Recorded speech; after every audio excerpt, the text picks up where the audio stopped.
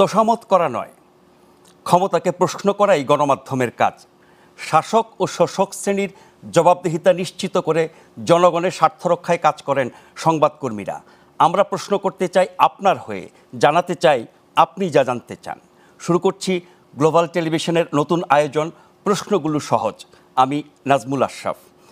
এই অনুষ্ঠানে আমরা চলমান নানা ঘটনার তথ্য এবং সংশ্লিষ্টদের বক্তব্য তুলে ধরব।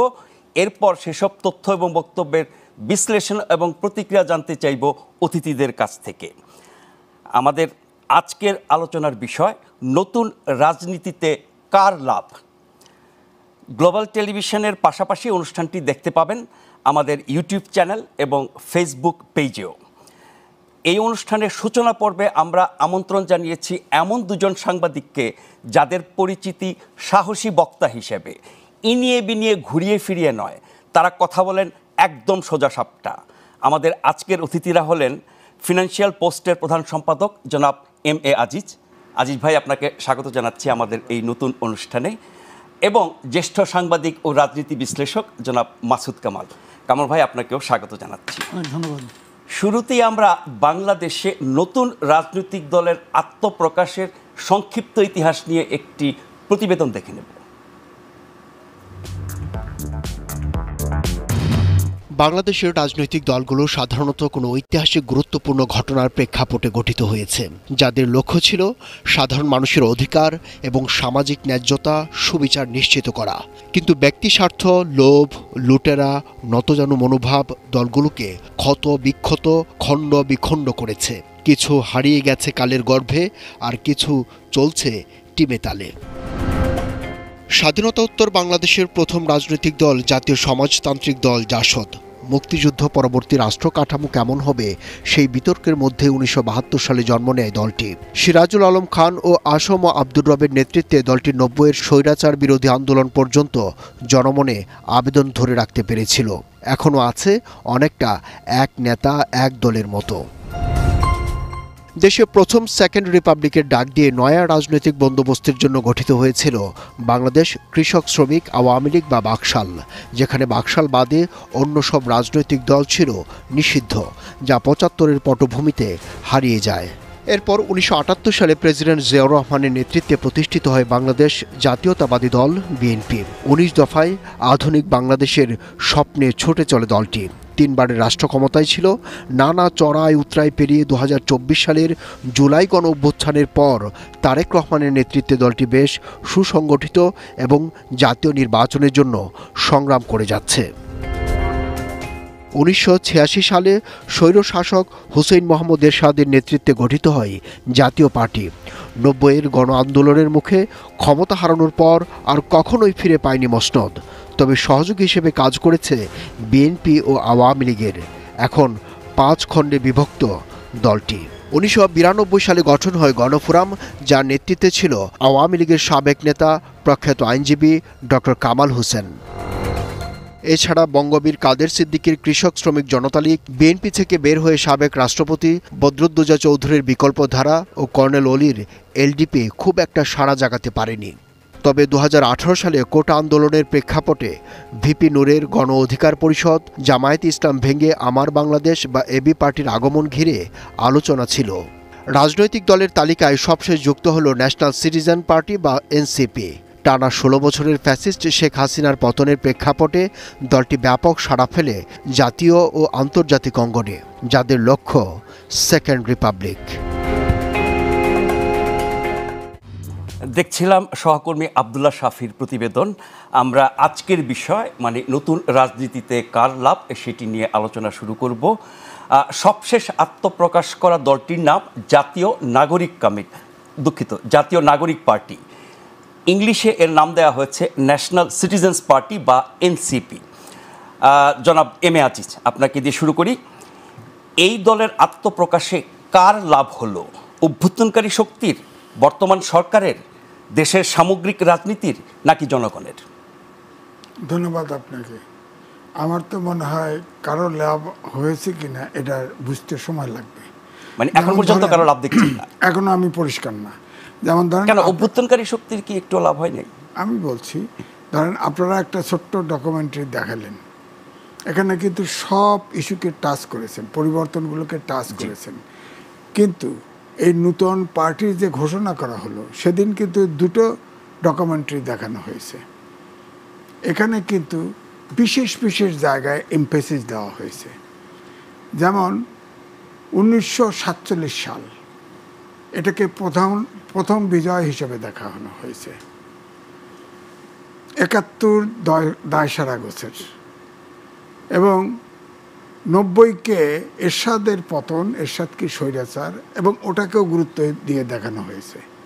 আর 24 সালে এসে সেকেন্ড রিপাবলিক, ইনকলাব জিন্দাবাদ। তাহলে আপনি যদি বলেন আমি কি 47 সালে বাংলাদেশ ছিল? নিশ্চয়ই না। তাহলে বাংলাদেশের উপরে ডকুমেন্টারি কী করে হলো? এটা প্রথম প্রশ্ন। এখান থেকে কিন্তু তাদের রাজনৈতিক সাংস্কৃতিক বোঝা যায় যে দর্শনটা কি হচ্ছে। 47 সাল যদি প্রথম বিজয় হয় আর দ্বিতীয় বিজয় যদি 24 সাল হয়, মাঝখানে কি? 71 কি? 71, 90। 71, 90 স্মরণ করছে স্বৈরাচার হিসাবে। 90 তো 71 উল্লেখ করেছে তারা, সংক্ষিপ্ত উল্লেখ করেছে দায়সারা গোছের। আমি বলছি শুরুর দিকে আমরা সেটা দেখতাম না। আমার কথা হচ্ছে যদি রিপাবলিক, সেকেন্ড রিপাবলিক, 71-কে যদি প্রথম রিপাবলিক, সেকেন্ড রিপাবলিক, তাও রিপাবলিক হতে তো ব্যাখ্যা লাগবে। এটার ব্যাখ্যা লাগবে। ফ্রান্সে হয়েছে, রোমানে হয়েছে, অনেক জায়গায় হয়েছে। পরিবর্তন, আমূল পরিবর্তন তো দেশের হইতে হবে। আমি তো আমূল পরিবর্তন কিছু দেখছি না। সংবিধান বহাল, সংবিধানে এই সরকার ওত নিয়েছে, সরকার চলমান আছে, হতে পারে অন্তর্বর্তী, সবই তো ঠিক আছে। তো সেকেন্ড রিপাবলিক হয় কি করে দেশের? এটা তাদের লক্ষ্য, চূড়ান্ত লক্ষ্য। চূড়ান্ত লক্ষ্য হলো বিপ্লব, অভ্যুত্থান ঘটেছে আজ থেকে এখন 7 মাস প্রায় পূর্ণ হচ্ছে। আপনি বলেন, যদি বলেন আপনার দেশ 71-এ স্বাধীন হয়, আপনার জিয়াউর রহমান 75 সালে পরিবর্তন, একদল হয়, জিয়াউর রহমান যে পরিবর্তনটা ঘটায় এটা কিন্তু বিরাট পরিবর্তন ঘটে গেছে, এবং ওটাকে বলা হয় সিপাহী জনতার বিপ্লব। বিপ্লবের মধ্যে দিয়ে জিয়াউর রহমান, সেটা তো একটা বিরাট পরিবর্তন। আপনার সেটার উল্লেখটা জোরে, মানে 53 বছরের রাজনীতি যদি আমরা ধরি তাহলে ওটা সবচেয়ে বড় পরিবর্তন না? বিরাট পরিবর্তন। এটা তো কই উল্লেখটা কোথায়? আমি কইতেছি এটা যে তার মানে এই তরুণদের দলের যে রাজনৈতিক দর্শন সেটি অসম্পূর্ণ নাকি পছন্দ মতো জায়গাগুলোতে? এখানে হচ্ছে কি, আমার জানা মতে এখানে ধরেন অন্তর্বর্তী সরকার, এখানে তো রাজনীতির অভিজ্ঞতা সম্পন্ন কেউ নাই। তাদের বিবেকে যা ধরে তা তাদের ব্রিফ করা হচ্ছে। আর বাইরের কিন্তু আছে, যেমন ফরহাদ মাজামের মতো 40 কেজি ওজনের মানুষ, কথা বলে কিছু মানি না। তার আবার ফিয়াসিকে দিয়ে রাখছে অন্তর্বর্তী সরকারের উপদেষ্টা করে, আবার বাইরে এসে অন্তর্বর্তী সরকারের বিরোধিতা করে। তার এইসব উর্বর মস্তিষ্কে এইসব সেকেন্ড রিপাবলিক, ওইটা মানি না, ওইটা মানি না, এইটা করো, ওইটা করো, সংবিধান মানি না, এটাকে গঠনতন্ত্র। আজিজ ভাই, শুধুই কি ফরহাদ মজহারের প্রভাব তাদের উপরে, নাকি একজন বেশ আলোচিত বিখ্যাত ইউটিউবার তিনিও কিন্তু অনেক দর্শন? না, তিনি তো বলছেন যে ইনকলাব জিন্দাবাদ। আমি বলতে পারি নাই ইনকলাব জিন্দাবাদ, প্রত্যেকটা সময়ে ইনকলাব জিন্দাবাদ বলা, প্রত্যেক বক্তার মুখে। এটা কি বাংলাদেশে কোনোদিন ইনকলাব জিন্দাবাদ ছিল? কথা আমরা শুনিনি এর আগে। শুনছেন? শোনেন নাই। এটা ব্রিটিশ ভারতের স্বাধীনতার স্লোগানে এটা কিন্তু ইনকলাব জিন্দাবাদ স্লোগান হয়েছে। এটাকে নামকরণ করা হয়েছে বিপ্লব দীর্ঘজীবী হোক। আর ভারতেরই আপনার বামপন্থীরা স্লোগান দিত, তারা এটাকে বিপ্লব ইনকলাব জিন্দাবাদ। এবং এটা কিন্তু হিন্দি এবং উর্দু ভাষার একটা বাক্যাংশ। এটার কিন্তু অর্থ বানানো হয়েছে এইটা। এই অর্থটা কেমনে হইলো তাও বুঝলাম না। এই স্লোগানের তাৎপর্য কি? এইটাই তো বলছি, আমাকে তো বুঝাইতে হবে ইনকলাব জিন্দাবাদ অর্থটা কি। আমরা কি হিন্দু কালচারে আছি, মুসলমান কালচারে আছি, নাকি হিন্দু উর্দু মিলে আছি? আপনি দেখেন, গুগলে সার্চ দেন, হিন্দু উর্দু ভাষার বাক্যাংশ এটা। হ্যাঁ,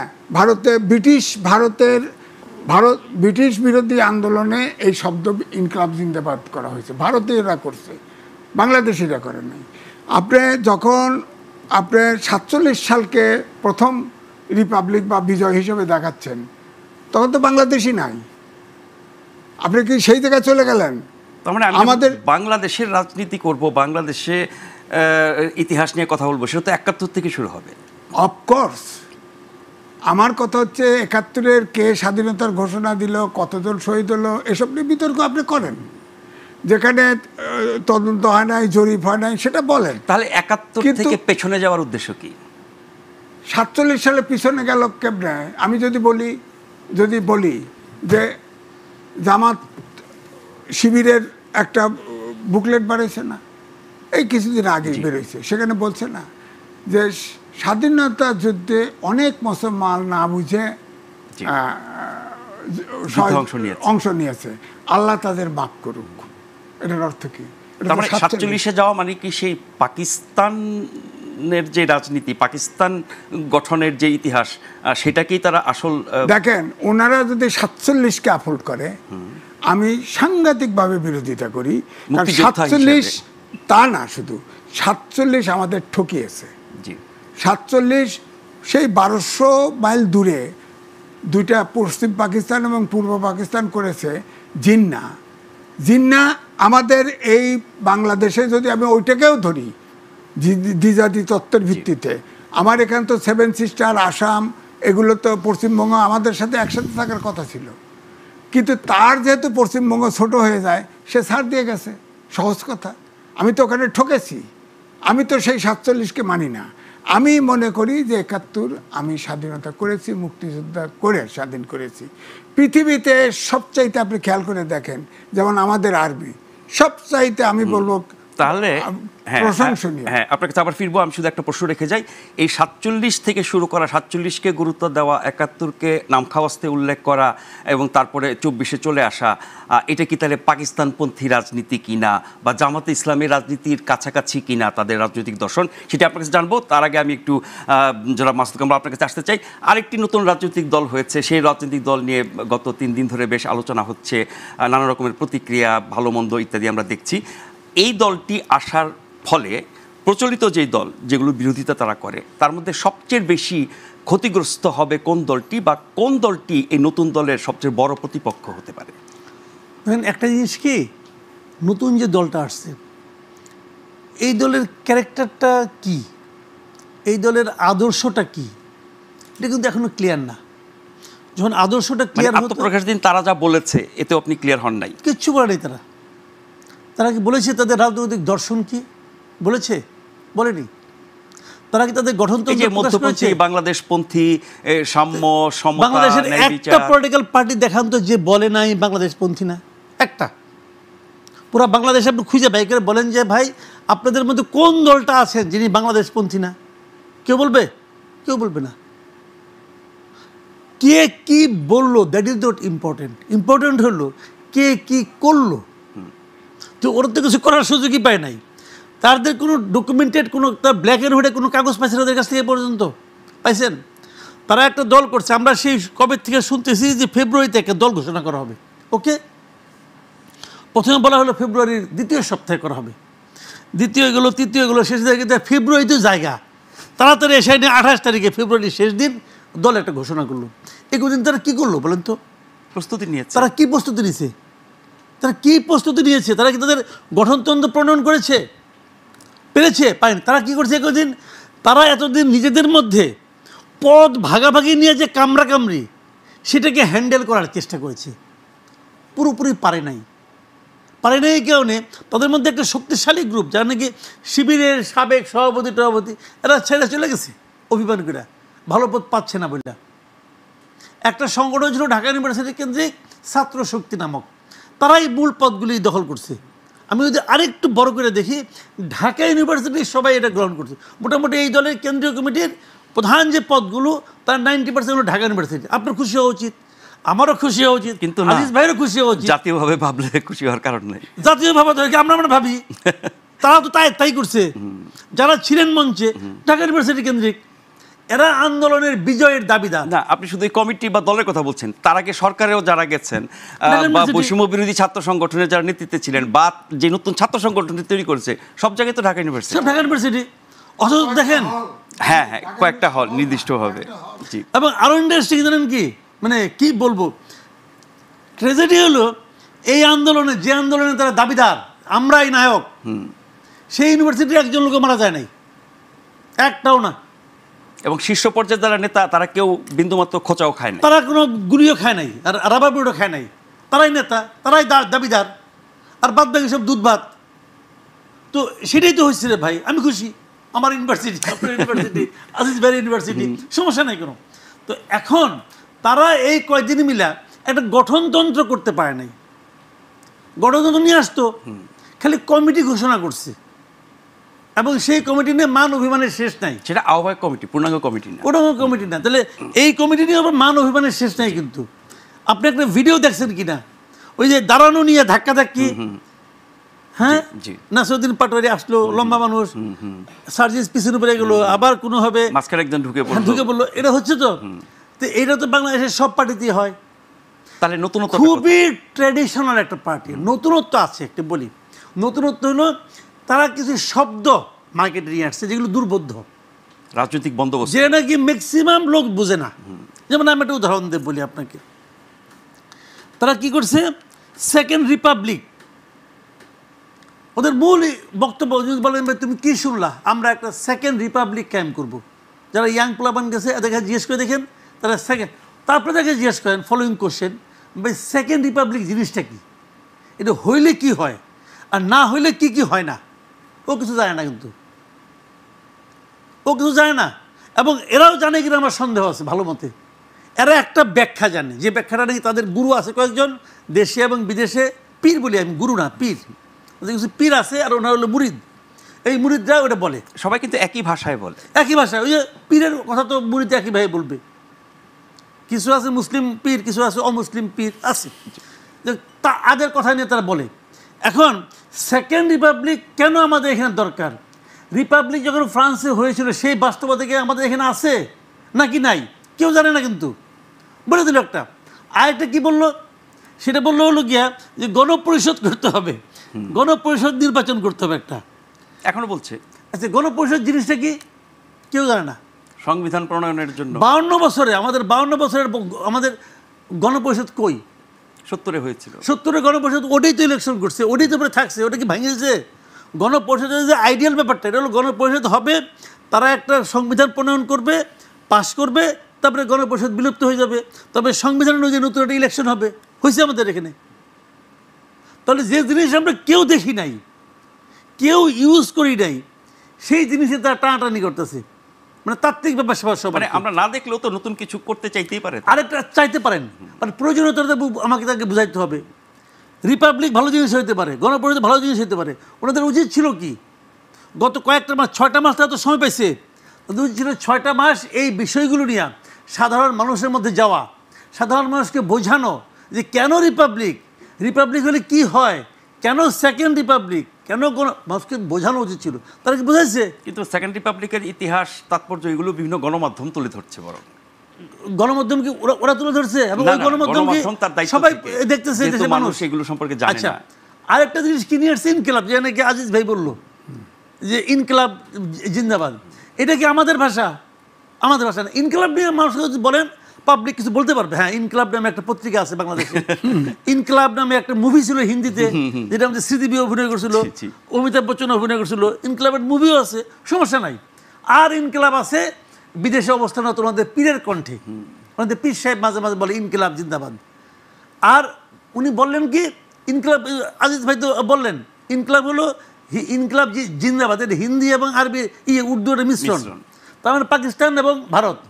আবার নেতায় কয় যে আমরা পাকিস্তানপন্থীও না, ভারতপন্থীও না, কিন্তু স্লোগানটা নিয়েছি এই দুই জায়গার থেকে। ভালো, এগুলি আমি কোনোটার কোনো খারাপ বলছি না, একদম দেখি চমক আছে। বাট ইন্টারেস্টিং হলো কি, আপনি তো এই দলটাকে নিয়ে ভোটে যাবেন, তো সাধারণ মানুষ কি এই বিষয়গুলোর সঙ্গে পরিচিত না। তারা বলবে আমাদের সাফল্যের ইতিহাস আছে। কি ইতিহাস? আমরা ঢাকা ব্লকেট করেছি, কমপ্লিট শাটডাউন, মানুষ এগুলো পরিচিত ছিল না, আমরা পরিচিত করেছি। ভাই, ওই শব্দের কারণে কিছু হয় নাই, ওটা মানুষের অন্তর্গত ক্ষোভে, পুঞ্জীভূত ক্ষোভের কারণে হয়েছে। এটা তারা মনে করছে যে এটা আমি করছি। তো এটাই এত সহজ না দুনিয়াটা।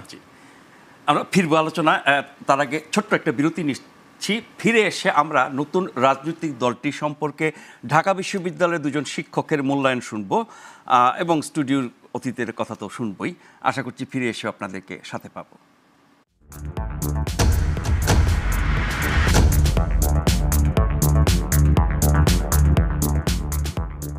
এই সাইডের চুলটা একটু উঁচু উঁচু হয়ে আছে, এই চুলটা একটু কাটে দাও তো। আরে না না না, নিচে থেকে এখান থেকে কাটে দাও, এখান থেকে। হ্যাঁ আর নিচে দাও দাও দাও। এখন মনে করছে যে আমার 2 সাইড দিয়ে চুল আছে, মাঝখানে টাক পড়ছে। আমার চুলটা তো বড় না, হ্যাঁ বলো গো মা। আম্মু কি করতেছেন তুমি? খবরদার বললাম, তুই আমার মেয়ের সামনে যাবি না। আমার ভাস্তি দেখবো না আমি কি পড়তেছে। ধরো তোর সাথে কেউ 5 মিনিট কথা বললে সেই লোক কনফিউজড হয়ে যায়, আর তুই নিজেও কনফিউজড হয়ে যাস। তুই ওকে দয়া করে কনফিউজ করে দিস না। কোনো সমস্যা? ভাইয়া গাড়ির হঠাৎ করে স্টার্ট বন্ধ হয়ে গেছে, এখন আর স্টার্ট নিচ্ছে না। কি বলেন দেখি তো। সরেন সরেন সরেন সরেন। কি সমস্যা হয়েছে ভাইয়া? আমি তো প্রবলেম বলতে পারবো না, কারণ আমি তো জীবনে কোনোদিন গাড়ি ধরি নাই। Mister confuse.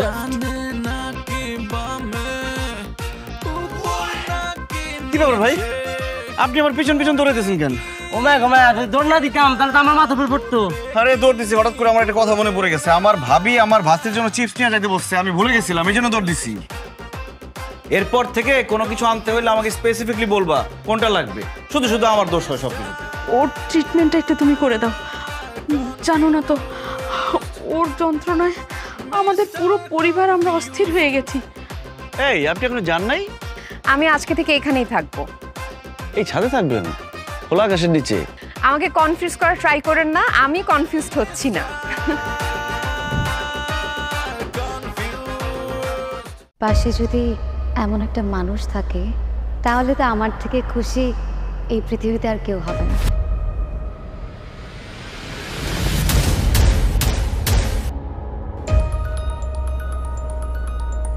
কারণ দেখতে চাও নেশা হচ্ছে দুনিয়ার সবচেয়ে থেকে ভয়ঙ্কর নেশা। আমি তো তোমরা না দেখে বেশি দিন থাকতে পারিনি। আমিও না ঠিকভাবে খাওয়া দাওয়া করতে পারি না, জানো। রাতে ঘুম আসে না, কোনো কাজ মন দিয়েও করতে পারি না। আমি জানি তুমি আমার ছাড়া বেশি দিন থাকতে পারবো না, এই জন্য তো চলে আসছে।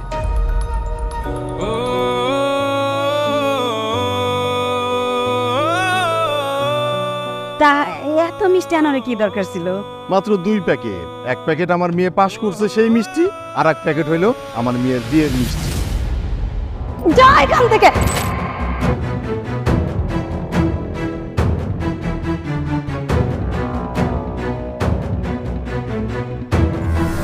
জানি না তোমার সাথে আর আমার কখনো দেখা হবে কিনা। এই বিল্ডিং গুলোর মালিক না জানি কত টাকার মালিক, আমার কি কখনো এত টাকা হবে? সুখ না কিনতে পাওয়া যায়, এটা খুঁজে নিতে হয়। মোটা চাল, মোটা কাপড় আর মাথার উপরে ছাদ, ইটস নট এনাফ। বিদেশ ঘুরতে পারবে না, সেই অ্যাবিলিটি তো তার নাই। তোর জামাই ফকিনি ছোট লোক, তোর একটা বাজার করে নিয়ে আসছে আমার বাসায়। এই যে 20 টাকার ফুল প্রেমের সময় খুব ভালো লাগে, বিয়ের পরে 20 টাকার ফুল ফুল মনে হয় না, কাটা মনে হয়, কাটাই পুরোটা না, কাটাই ভরা। 5 লাখ। আমি যদি বিক্রি হই, তোমাদের দেওয়ার রেটে আমি বিক্রি হব না। আমার বিক্রি করার রেট আমি নিজেই নির্ধারণ করব। তুমি কিভাবে বুঝলে আমার এই ব্র্যান্ডের এই গাড়িটাই পছন্দ? আমি জানতাম আমার মেয়ে কখনোই ভুল করতে পারে না। আমার আগে ফুলের গন্ধ ভালো লাগতো, এখন লাগে না। আমারও এখন টাকার গন্ধ ছাড়া কিছুই ভালো লাগে না। চলো তোমাকে একটা ডক্টর দেখাই। তুমি কি ভাবতেছেন পাগল হয়ে গেছি? জাস্ট নেশায় ধরছে, টাকার নেশা। জামাই ছাড়া বিয়ে হওয়া সম্ভব, কিন্তু ফটোগ্রাফার ছাড়া ইম্পসিবল। সাদির খাওয়ান তো গরুর মাংস, মুরগির মাংস, কাচ্চির মাংস, কাচ্চি। রোস্ট কিন্তু করতে হবে। খাবার দাবারের কোনো ছাড়ই দেওয়া যাবে না। ফিরনি, এটা কিন্তু দিতে হবে। কম খরচ কোনটা? মানে আমরা কি ইলেকশনে দাঁড়াইছি? নির্বাচনী প্রচারণার সময় 6 জন মানুষ দেখা যায় না। মায়ের বংশের কথা এখনো তো বলিই নাই। ক্যামেরা নামান, কে আপনি? স্পেশাল ওয়েডিং ফটোগ্রাফার তুল কালাম। আশ্চর্য, আমরা শপিং করব সেটা ছবি তুলবে না? তুল কালাম লাগায় দিমু পুরো মার্কেটে। এটা কিন্তু একটা ইতিহাস হয়ে থাকবে। এরকম পাতিহাস মার্কে ইতিহাসের আমার দরকার নাই। এখন প্রি ওয়েডিং শপিং ফটোগ্রাফি হইছে, আমি ভয় আছি কখন জানি আইসা বলে পোস্ট ওয়েডিং শপিং ফটোগ্রাফি করতে হবে। বিয়েটা যদি একটু বড় হইতো তো 2 জনকে একসাথে বিয়ে দিয়ে দিতাম। বিয়ের গেট ধরার অ্যামাউন্টটা ফিক্স হয়ে গেছে, মাত্র 50,000 টাকা। তোমার বিয়ে বিল গেটসের সাথে হচ্ছে না, এলন মাস্কের সাথে হচ্ছে না। বিশাল একটা বাক্স, ঝিলমিল পেপার দিয়ে টাসাই না, খুইলা ভিতরে দেখবে একটা বদনা।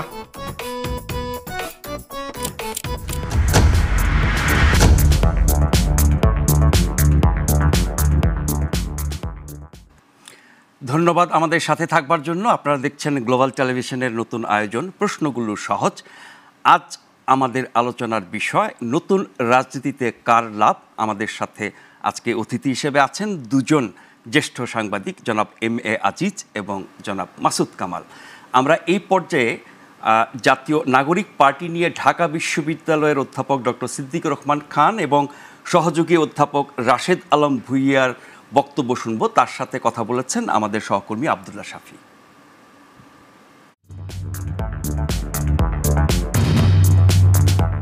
এই 54 বছরে বেশিরভাগ রাজনৈতিক দল সেইভাবে মানে রাজনৈতিক সমীকরণ পরিবর্তনের ক্ষেত্রে কোনো ভূমিকা রাখতে পারেনি, বরং আমাদের অনেক প্রতিষ্ঠিত রাজনৈতিক দল সেগুলো ক্রমান্বয়ে মার্জিনালাইজ হয়ে গেছে। এটাই আমাদের বাংলাদেশের বাস্তবতা। তবে এইবার যে রাজনৈতিক দলটির আত্মপ্রকাশ ঘটেছে সেই রাজনৈতিক দলটি একটা ভিন্ন পটভূমিতে গঠিত হয়েছে, আত্মপ্রকাশ হয়েছে।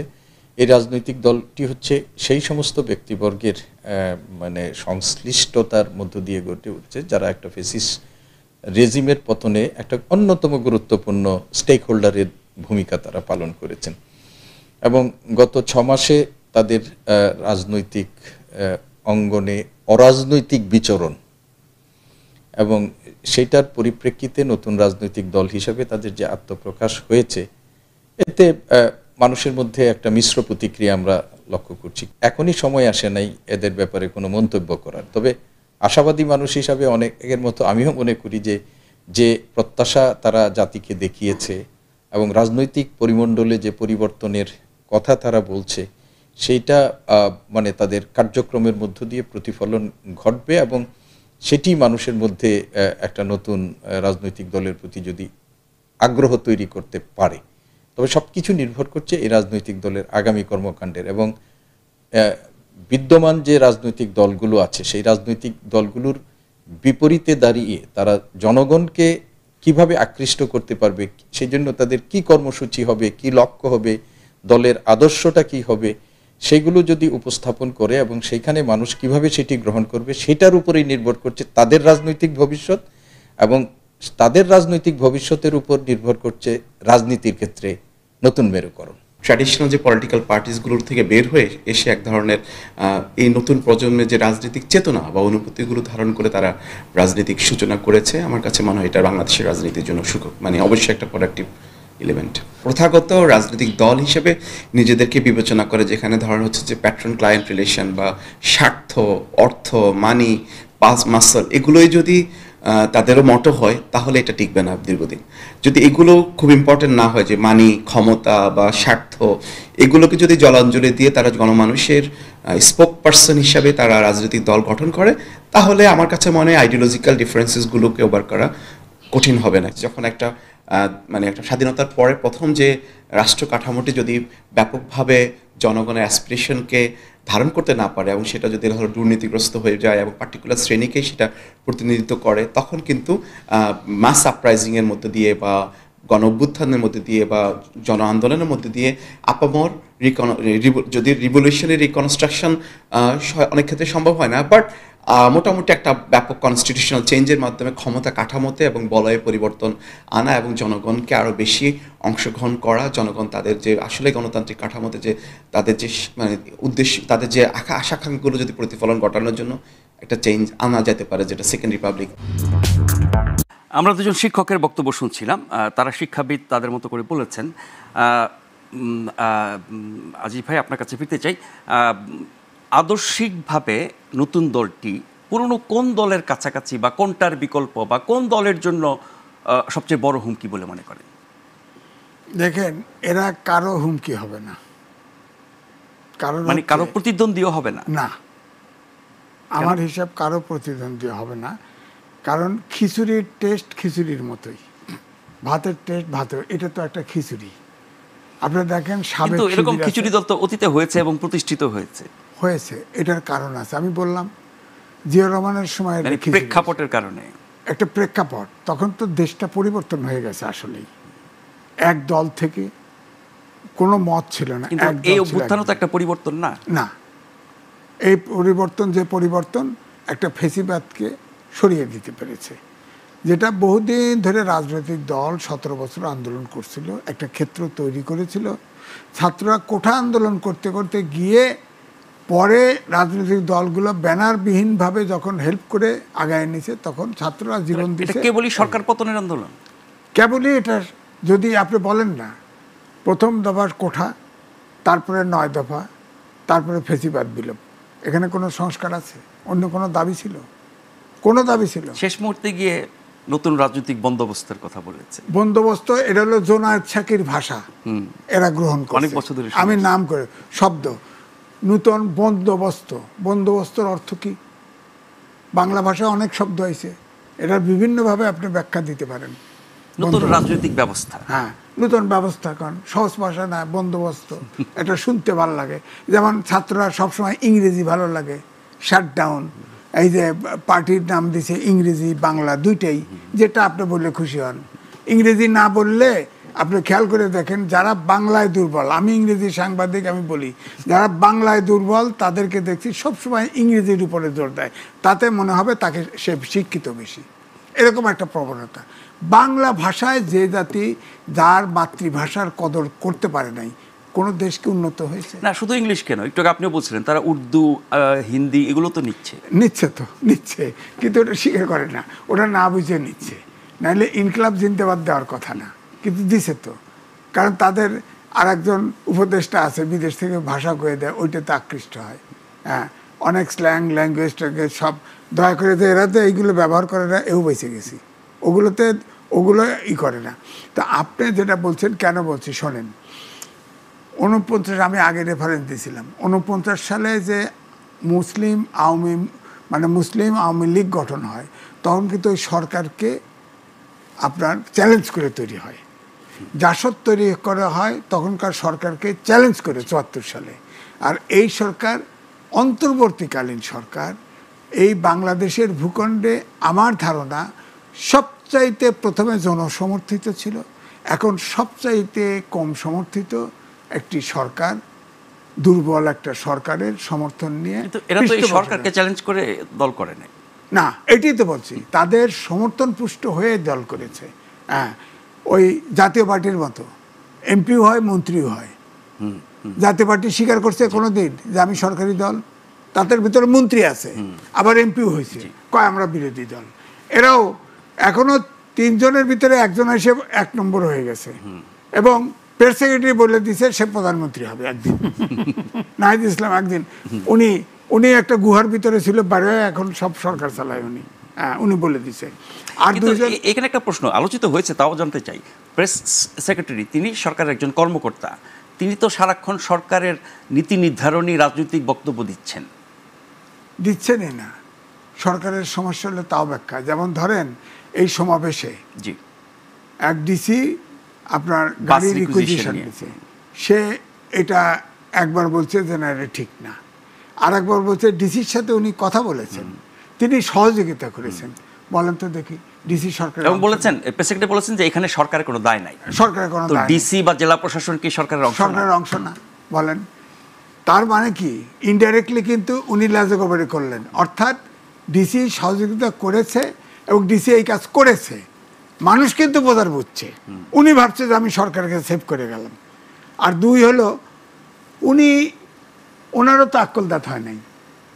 আমাদের গ্রাম দেশে বলে পেছনের দাঁত না করালে তার বুদ্ধি হয় না, আক্কল দাঁত। যেমন ছাত্রদের আক্কল দাঁত হয় নাই। হ্যাঁ, 6 দিনে 11 বার হেলিকপ্টার দৌড়ায়। হ্যাঁ, 20,000 টাকার কম্বল দিয়ে 36 লাখ টাকা হেলিকপ্টার ভাড়া দিছে, এটা অডিট হবে না? সে নিজেকেই তো সেভ করতে পারে না। আর প্রেস সেক্রেটারি একটা শিক্ষিত লোক, একটা ভালো সাংবাদিক। হ্যাঁ, তিনি নাহিদ ইসলাম যখন আপনার রিজাইন করে পাবলিক হয়ে গেল, তখন তার পাশে বসে, তার মাঝখানে নিয়ে সে প্রেস কনফারেন্সে বসে আছে এবং কয় আমি সে প্রধানমন্ত্রী। আপনি বলছেন প্রেস সেক্রেটারির ভূমিকা, কিন্তু তিনি তো তার ভূমিকা সরকারের কাছে ভালো হয়েছে বলে তো তিনি প্রমোশন পেয়েছেন। না, প্রমোশন পাইছে এটা তো হয়ই। আমি নাম বলবো না, এরকম তো আমাদের দেশে আগের যে সরকারগুলি গেছে, এই সরকারগুলোকে তাদের নেতাদের পারপাস যে সার্ভ করতে পারছে, সে কিন্তু প্রমোশনও পাইছে, টাকালাও হয়েছে। বেশি খারাপ কাজ করলে তার পুরস্কার। হ্যাঁ, এই সরকারের বিরুদ্ধে বলা হতো যে উপদেষ্টার বিরুদ্ধে কোনো দুর্নীতির অভিযোগ নেই, কিন্তু কালকেই তো দেখলাম যে আপনার যে সাংস্কৃতিক উপদেষ্টা, সে তো টাকা ক্যাশ টাকা চায়, রিসিট দেয় না, কোনো ডিও লেটার দেয় না, তার অধিদপ্তর থেকে টাকা চায়। শিল্পকলার ডিজি তো রিজাইন করলেন, রিজাইন করছে, ওই ওই অভিযোগে রিজাইন করছে, টাকা চায়, ডকুমেন্ট না, জেলে যাব নাকি? তো বলেন, এখন তাকে উপদেষ্টা নিয়োগের ব্যাপারে কত কেলেঙ্কারি হলো, কত সমালোচনা হলো, তার মানে এটা ঢুকলো বৈষম্য বিরোধী। ধরেন এই যে 26 তারিখে আপনার ব্র্যাক-ইনে আপনার দেশের বিশিষ্ট অর্থনীতিবিদ এবং বিশিষ্টজনদের সভা হয়েছে, মিটিং হয়েছে। সেখানে রহমান সোবহান, অর্থনীতিবিদ রহমান সোবহান বলেছে যে 6 মাস পেরিয়ে গেছে, সংস্কারগুলি কি হলো এখন তো প্রশ্ন করাই যায়। ভদ্রলোক সিপিডির চেয়ারম্যান, তিনি বললেন বৈষম্য বিরোধী ছাত্ররাও এখন ওই দখলবাজি, চাঁদাবাজি, এমনকি এগুলোতে আকৃষ্ট হচ্ছে, মানে প্রচলিত রাজনীতিতে যে এমন। শুধু তাই না, আরো বলছে যে দুদকে যে অনুসন্ধান হচ্ছে সেখানেও টেলিফোন করে যে তদন্ত যাতে না থামায় দিতে চায়। আপনি বলেন তো দেখি, এই দেশের 10টা শিল্প প্রতিষ্ঠান অর্থাৎ ব্যবসায়ী হাউস সিংহভাগ টাকা পাচার করে দিছে, একমাত্র সালমান রহমান ছাড়া কেউ জেলে গেছে? নিরাপদে সব নিরাপদে পার দিছে, অথবা দেশেও বাস করতেছে, অনেকেই দেশে বাস করছে। আমরা এই দুর্নীতি অনিয়মের বিষয়টা আসবো সরকারের ভূমিকা নিয়ে। তার আগে একটু মাসুদ ভাই আপনার কাছে আসতে চাই, আপনার মতে জাতীয় নাগরিক পার্টির মূল শক্তি কোনটা? শুধু তারুণ্যই কি একটি রাজনৈতিক দলকে এগিয়ে নিতে পারে বা প্রতিষ্ঠিত করতে পারে বা জনগণের কাছে গ্রহণযোগ্য করতে পারে? দেখেন, এটাদের আসলে মূল শক্তি তারুণ্য দেওয়া হবে না, হয় না। আপনি কখনো শুনছেন যে একটা মুভি খুব হিট হয়েছে, যারা সবাই হলো শিশু শিল্পী? হয় না কি রে ভাই? দুই একটা তো বাপ টাপ লাগে না, বাপের চরিত্র দুইটা বুড়া টোড়া তো লাগে, কিন্তু নাই রে ভাই, এটা হয় না, ওইটা হবে না। এদের মূল চমকটা কথা আমি বলি, চমক আছে, কিন্তু কিছু পজিটিভ দিক আছে। যেমন ধরেন, এরা প্রচলিত রাজনীতির বাইরে কিছু কথা বলতে যাচ্ছে। শুধুই কথা? হ্যাঁ, কথা আমার হয় তারা বাস্তবায়ন করতে যাচ্ছে। সেটা হলো যেমন যেমন পরিবারতন্ত্রের বিরুদ্ধে তারা কথা বলছে। আমাদের এখানে কি হয়, কিন্তু পরিবারতন্ত্রের বিরুদ্ধে কথা তো আমরা আগেও শুনেছি। না, আগে শুই নেই, খুব একটা শুই নেই। আমি বলি আপনাকে, আমাদের এখানে কি হয়, দলগুলো না বললেও বাইরের সমালোচনা আমরা শুনেছি। ওরা তো দল না, জি, এটা তো একটা সংগঠিত শক্তি, একটা বড় সংগঠিত শক্তি বলছে যে পরিবারতন্ত্রের বিরুদ্ধে আমরা আছি। এবং সেই জায়গাটা পজিটিভ দিকটা হলো আমাদের মানুষের যে রাজনীতি বিমুখতা সাধারণ মানুষের মধ্যে, এটার মূল কারণ কিন্তু এটা, মানুষ যখন একটু ইয়াং ছেলে মেয়েরা যখন পড়াশোনা করে তখন তারা দেখে যে আমার জন্য তো বড় জোর হলো গিয়ে কর্মী এবং সমর্থক। নেতা তো নেতা হবেন, ওনার ছেলে হবেন, ওনার মেয়ে হবেন, ওনার বউ হবেন, অথবা ওনার শ্যালক হবেন, তারাই হবেন, তার ভাই হবেন, আমরা পারবো না। এটা কি শীর্ষ নেতা কি পাতি নেতা, সব তারাই হবেন। নেতা মারা এমপি সাহেব মারা যাবেন, তার বউ এমপি হবে, অথবা তার ভাইয়ের বউ হবে, এরা পারবে না। যে কারণে সাধারণ মানুষের মধ্যে কিন্তু রাজনীতির ব্যাপারে এক ধরনের অনীহা ছিল, আমরা এখন যে লাভ কি আমার। বাট এদের পলিটিক্যাল পার্টি একটা বড় পার্টি প্রথমবার বলতেছে যে আমাদের এখানে যে কেউ মন্ত্রী হতে পারবে, যে কেউ বড় কিছু যাইতে পারবে। আপনি বড় পার্টি বলছেন, সেটা কি প্রমাণিত হয়েছে এখন? কোনটা? এই যে নতুন দলটি, এদের তো এখনো সেই সময়টা আসে নাই, সেই সুযোগটাও আসে নাই, কিন্তু একটা জায়গায় হয়েছে। আমি দেখাই আপনাকে প্রভাব। হ্যাঁ, প্রভাব দেওয়ার দিক না না না, আমি দেখাচ্ছি আপনাকে। যেমন ধরেন, এই নাহিদ যে সংগঠন থেকে আসছে ছাত্র শক্তি, সেই সংগঠনের মূল লক্ষ্যে আখতার হোসেন, সে কিন্তু আখতার হোসেনের সচিব ছিল। জি, এখন কিন্তু আখতার হোসেন তার সচিব হয়ে গেছে। আবার যে নাগরিক কমিটির মূল লোক ছিল কে? নাসিরউদ্দিন পাটোয়ারি। এখন পাটোয়ারি কিন্তু সিরিয়ালে 5-6 চলে গেছে। এতে কিন্তু পাটোয়ারি দল ভেঙে একটা দল করে নাই।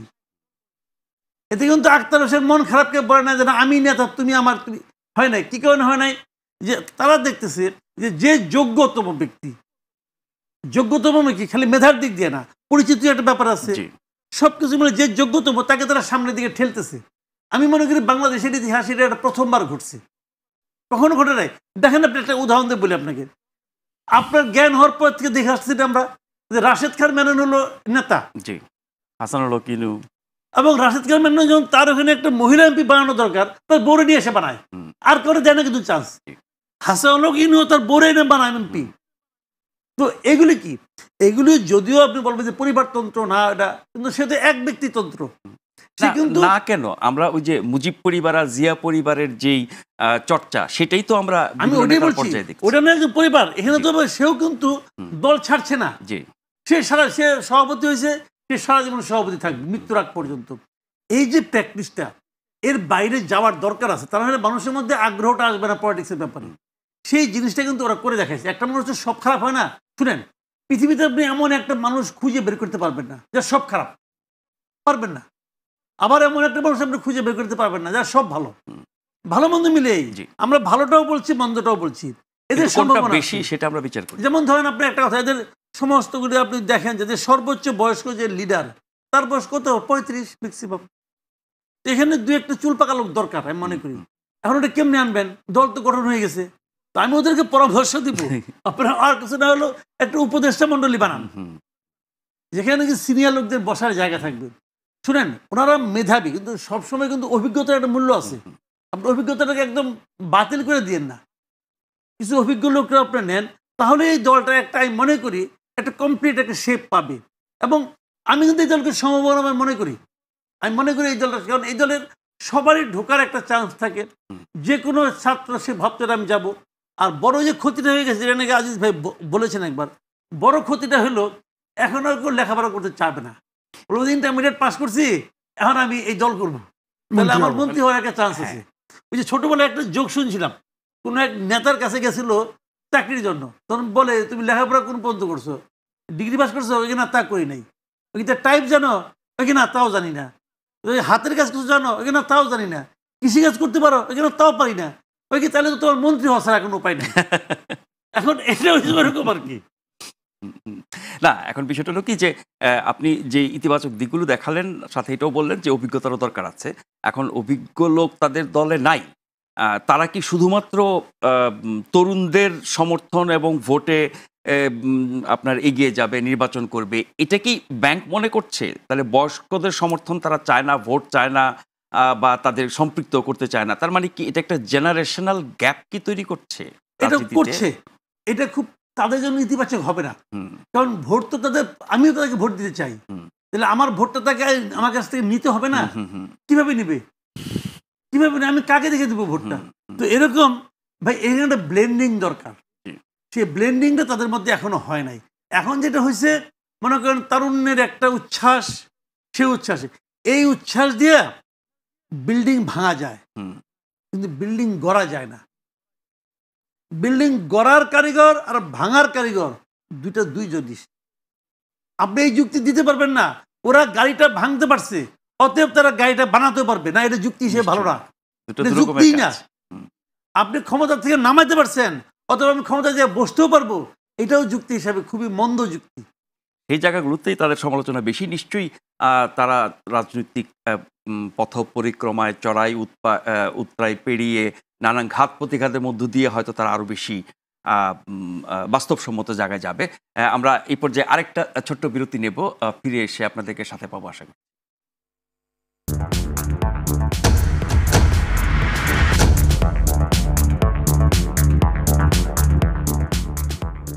জামাই ছাড়া বিয়ে হওয়া সম্ভব, কিন্তু ফটোগ্রাফার ছাড়া ইম্পসিবল।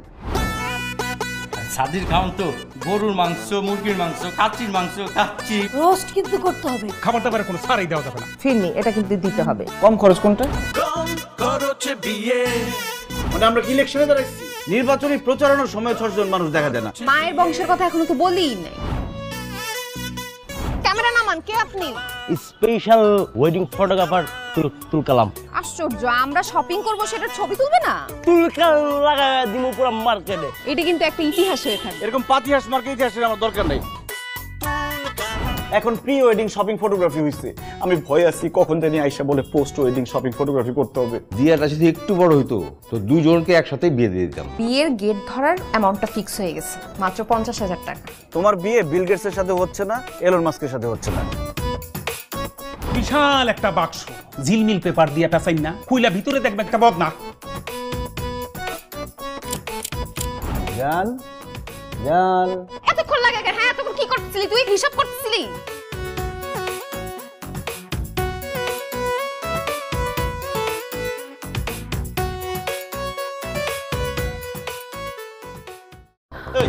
মামা মামা করছ কে?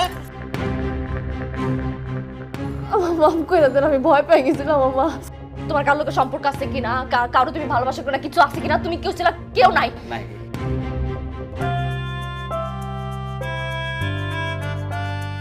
তুমি আমার জান। ফেসবুকে পরিচয় হয়েছে, তাতে বুঝা গেলি যে পোলাটা খুব ভালো।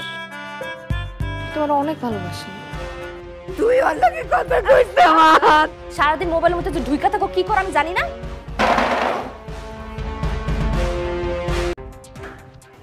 আমি না বুঝতে পারি না যে মানুষের মনের ভালোবাসাগুলো কখন বিষে পরিণত হয়। যার 100 কোটি টাকা থাকে সে কখনো হোস্টেলে থাকে? জেলখানায় পাথর ভাঙা হাত। তুমি তো খুব ভালো অভিনেত্রী আফি।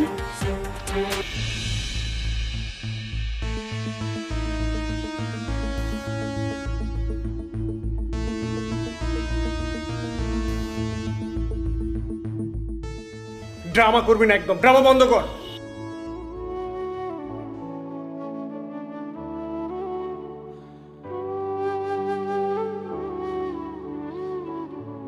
ওই পাগল মহিলা একদম পাগল বলবেন না।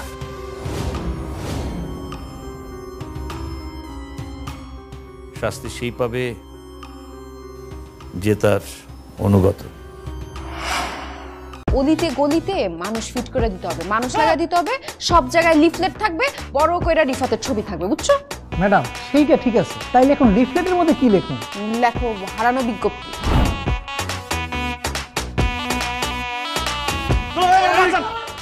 একটা ছেলে বিয়ে করবে না, তাকে জোর করে বিয়ে করাবেন? তাইলে সে আমার এত বড় সর্বনাশ করলো কেন? কি এবার সর্বনাশ করে ফেলাইছো? এই আমি তোর কি সর্বনাশ করছি? গায়ে হাত দিবি না। দেখছেন দেখছেন আমার জীবনের লাল বাতি জ্বালা এখন কি কি বলতেছে? দুলা ভাই আপনি ওটা জিজ্ঞেস করেন আমি কোন জায়গায় লাল বাতি জ্বালাইছি? কোন জায়গায়? ওরা হচ্ছে স্পেশাল ফোর্স সিসিটিভি। সিসিটিভি মানে? তুমি সারাদিন কি করো, কই কই যাও, কাদের সাথে আড্ডা দিয়ে বেড়াও, সবকিছু ওরা আমাকে রিপোর্ট করবে আর আমি সাথে সাথে আঙ্কেলকে রিপোর্ট করব। কি এটা?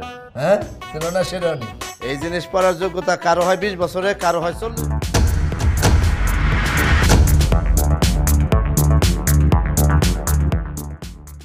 আবারও স্বাগত গ্লোবাল টেলিভিশনের নতুন আয়োজন প্রশ্নগুলো সহজ অনুষ্ঠানে। আজকে আমরা কথা বলছি নতুন রাজনীতিতে কার লাভ। আমাদের সাথে দুজন সম্মানিত অতিথি আছেন, দুজনই জ্যেষ্ঠ সাংবাদিক, জনাব এম এ আজিজ এবং জনাব মাসুদ কামাল। আমরা অনুষ্ঠানের এই পর্যায়ে নতুন দলটি নিয়ে সাধারণ মানুষ কি বলছে সেরকম কিছু বক্তব্য শুনবো। তাদের কথা তুলে এনেছেন আমাদের সহকর্মী আওলাদ হোসেন।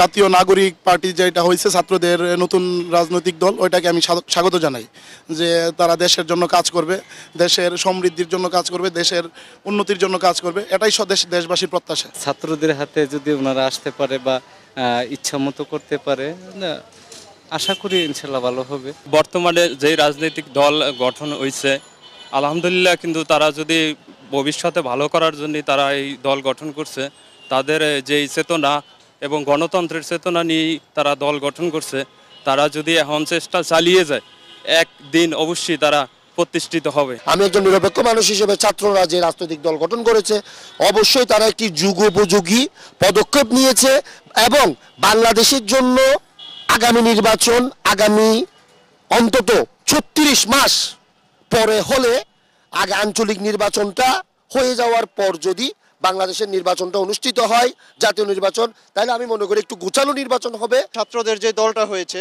তো সেইখানে যার তাদেরও কোনো ভিশন আছে, তাদেরও উদ্দেশ্য আছে, তারা এই উদ্দেশ্য নিয়ে অবশ্যই আগাবে। কিন্তু আমি যেটা মনে করি যে ছাত্র যে উপদেষ্টাগুলো রয়েছে তাদেরও মনে হয় জনতার কাতারে নেমে আসা উচিত, তাহলে অন্যান্য রাজনৈতিক দলগুলোর সাথে তাদের যে ভেদাভেদটা দূর হয়ে তারা সুন্দরভাবে তাদের অন্যান্য দলের সকল দল একসাথে যে জাতীয় ঐক্যমতের ভিত্তিতে আসলে তাদের এই রাজনৈতিক কাজ এবং নতুন বাংলাদেশ গঠনের সংস্কার করে নতুন বাংলাদেশ গঠনের কাজে তারা অগ্রগামী হতে পারবে। গণতন্ত্রের চর্চা যত রাজনৈতিক দল হবে তত মানুষ তাদের মতামত প্রকাশ করতে পারবে। স্থানীয় নির্বাচনে গোষ্ঠী কোন দল থাকে, এখানে কোন দল সম্ভাবনা বেশি থাকে, যেহেতু দেশের আইন শৃঙ্খলা পরিস্থিতি পূর্বের চেয়ে একটু নাজুক, আশা করি স্বাভাবিক হয়ে যাবে দ্রুত। সেজন্য আমি মনে করি স্থানীয় নির্বাচন না দিয়ে জাতীয় নির্বাচন দেওয়াটাই বেটার হবে। আজিজ ভাই, আপনি অনেক রকম মানুষের সাথে মেশেন, আমরা সবাই মিশি। আপনি খুব সূক্ষ্মভাবে পর্যবেক্ষণ করেন মানুষের মন মানসিকতা, আচার আচরণ, কথাবার্তা। এই গত 7 মাসে এই তরুণদের কথাবার্তা, কাজকর্ম এবং দল গঠনও বেশি দিন হয় না, 2-3 দিন হয়েছে। আপনার অভিজ্ঞতা, আপনার পারিপার্শ্বিকতা থেকে নেয়া অভিজ্ঞতা কেমন? সাধারণ মানুষ আসলে এই নতুন দল সম্পর্কে খুব উচ্ছ্বসিত, খুব আশাবাদী, খুব হতাশ, খুব বিরক্ত, নাকি আসলে এরা দেখার অপেক্ষায় আছে? না, এরা একটা কিছু ঘটছে, তারা অবজার্ভ। এ ব্যাপারে যে মতামতগুলো দিল, এটাও আমার কাছে মনে হয় না যে তারা খুব সুচিন্তিত বা তারা এটাতে আপডেট। আমার কাছে এটাও মনে হয় না। আমরা যেভাবে বলি তারা ওভাবে চিন্তা করে না। এগুলো খুব মানে ফর্মাল কথাবার্তা। তো আমার কথা হলো দুটো জিনিস এই ছাত্রদের ব্যাপারে। আমি সংক্ষেপে, আমার মনে হয় সময় নাই। দেখেন, শেখ হাসিনা পরের বারে, একদম শেষবারে 18 সালে আমিডামি নির্বাচনের সময় 3টা কিংস পার্টি করেছিল এবং বড় বড় নেতাদের দিয়ে। তারা কিন্তু ঘুরে ফিরে 300 আসনে সিট নমিনেশন দিয়েছিল। একজনের কি জামানত রক্ষা হয়েছে? হয় নাই। এবং আপনি শিওর থাকেন, রাজনৈতিক শিডিউল যখন দিবে, এই ছেলেরা যখন ইলেকশনে মাঠে যাবে, যে এই যে বহুদলীয় মোর্চা মতো, যেমন ছাত্র শিবিরের সাবেক নেতারা, এরা এদের পার্টিকে ভোট দিবে। তারপরে ধরেন এখানে ছাত্র দল নাই, ছাত্র ইউনিয়ন বলেন, ছাত্রলীগ বলেন, যদি কেউ থেকে থাকে, সব দেখবেন এরা নিয়ন্ত্রণ করতে পারবেন। এই পার্টি দেখবেন প্রত্যেকটা ছেলে আপনার জামানত বাজাতে পারে। 2-একটা কাণ্ড করতে হইতেও পারে, বলা যায় না। কারণ যে তরুণ বানাচ্ছে, এলাকায় পয়সা টয়সা খরচ করতেছে 2-4 জন, মসজিদ অনেক আগের থেকেই শুরু করছে। এটা তরুণ বানায়। ওই যে মাহফুজ আলম অনেক অসংখ্য তরুণ বানাইছে, টাকার তো অভাব হয় না এখন। তার বাড়িতে ইউটিউবে দেখবেন বহু মাইল চিকন রাস্তা দিয়ে, কাঁচা রাস্তা দিয়ে যেতে হয়, কিন্তু তরুণের কোনো অভাব নেই। এত হঠাৎ করে এত পপুলার ব্যক্তি জিততেও পারে, বলা যায় না। যেমন বাবর যেতে বিএনপি, বাবর একমাত্র এমপি যে জিতবে, ইলেকশন দিলে জিতবে। আপনি বলেন, বাবর যে স্বরাষ্ট্র প্রতিমন্ত্রী ছিল, সে 1 নম্বর ব্যক্তি জিতবে, মনে রাখেন। এত পপুলার এলাকায় ওরকম 2-1 বেড়ে যেতে পারে, বলা যায় না। কিন্তু সবচেয়ে বড় ক্ষতি যেটা হবে, এই পরিচিতি বা গ্রহণযোগ্যতাটা তো জাতীয় পর্যায়ে। এখন নির্বাচন জিততে হলে তো সেটা স্থানীয় পর্যায়ে হতে হবে, নির্দিষ্ট কনস্টিটিউয়েন্সির মধ্যে। নির্দিষ্ট করেছে। এই জন্য আমি বলছি যে এলাকায় এত সংখ্যা ছাত্র তো নাই, 1। 2 হচ্ছে যে ছাত্ররা বহু পার্টির থেকে, বহু মতের ছাত্ররা এক জায়গায় আসছে ইলেকশনে, কিন্তু তাদের নিজস্ব মত কিন্তু যতই বলেন আলোড়িত হবে। দ্বিতীয়ত, এই যে এই রাজনীতিতে, এই যে মাসুদ কামাল ভাই বলল যে এই রাজনীতিতে কোনো প্রবীণ নাই, কোনো যুবক নাই, এরা তরুণ। এবং আমি ওই সমাবেশে দেখছি কিছু শিশু আছে, অল্প সংখ্যক কিছু শিশু আছে। কারণ স্কুল 18 নিচে হলেই তো শিশু। ওইটাই বলছি। স্কুল থেকে শুরু করে ইউনিভার্সিটি পর্যন্ত, যেমন একজন উপদেষ্টা আছে, সে মাস্টার্সও পাস করে, সে কিন্তু হেলিকপ্টার চলতেছে। বলেন তো দেখি, বাংলাদেশে এখন আপনি পড়ালেখা শেষ করে আপনার ডিগ্রি নিয়ে তারপরে আপনি রাজনীতি করে মন্ত্রী এমপি হতে কত সংগ্রাম, আর যদি এখনই সেই পর্যায়ে যাওয়া যায় তাহলে পড়ালেখা করে লাভ না। বিষয়টা হচ্ছে, পৃথিবীতে বাদাম বিক্রেতাও প্রেসিডেন্ট হয়েছে, জুতো পলিশ করছে, সেও প্রেসিডেন্ট হয়েছে, আছে তো। রাজনীতিবিদ সশিক্ষিত হতে, কিন্তু আমি আগে উদাহরণ দিছি না, এদের আক্কল দাঁত গোজায় না, নিজেদেরকেও নিজেরা রাজনীতির অভিজ্ঞতা ভিন্ন, কঠিন, সবচেয়ে কঠিন। তো এখন আমার বক্তব্য হচ্ছে যে এই যে জেনারেশনটা, ধরেন যদি আপনি 6 থেকে ধরেন, যে শিশুদের দেখছি আমি, 6 থেকে মাস্টার্স পর্যন্ত হিসাব করেন, তাহলে 6-7টা ব্যাচ।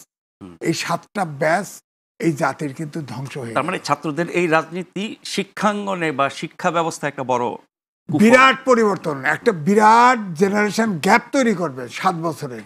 এই 7 বছরের গ্যাপে জাতিটা দাঁড়ায় থাকবে। এরা তো ছোট, বোঝে না আবেগ উত্তেজনা নিয়ে, যারা কিন্তু বড়রা কি করছে বা সরকার কি করছে, কর্তৃপক্ষ কি করছে, যারা তাদেরকে এই যে রাজনীতি করাচ্ছে। ডক্টর মোহাম্মদ ইউনূস তো বলছে ছাত্ররা সরকার দল করবে, তারা রক্ত দিয়েছে, তারা ছাড়া এই রক্তের লক্ষ্য অর্জিত হবে না। অন্যরা খেয়ে ফেলবে, যারা অন্যরা খায়, রাজনীতিবিদরা খায় ফেলবে, এটার মানে কে তোমরা দল করো।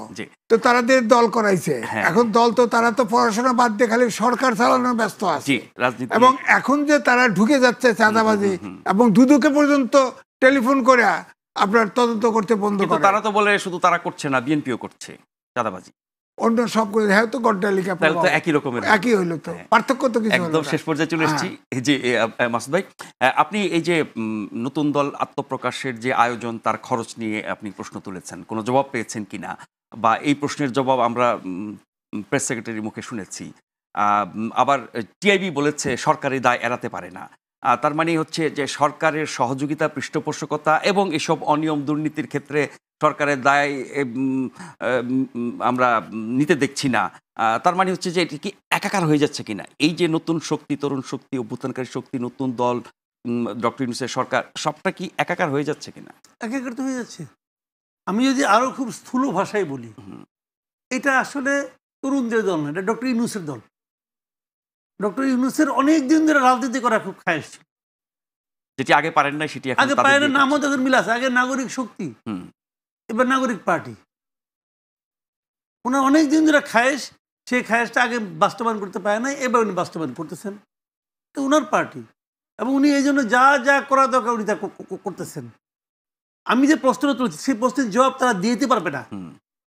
আমি বলেছি যে একটা মিটিং করতে কত টাকা লাগে, সেই টাকাটা আপনি কোথায় পেলেন? আমার একটা শোনা, কিন্তু আমার কোনো আপত্তি নাই, আপনি চাঁদা দিতে পারেন। যে পলিটিক্যাল পার্টিকে কেউ চাঁদা দিবে না, দিবে।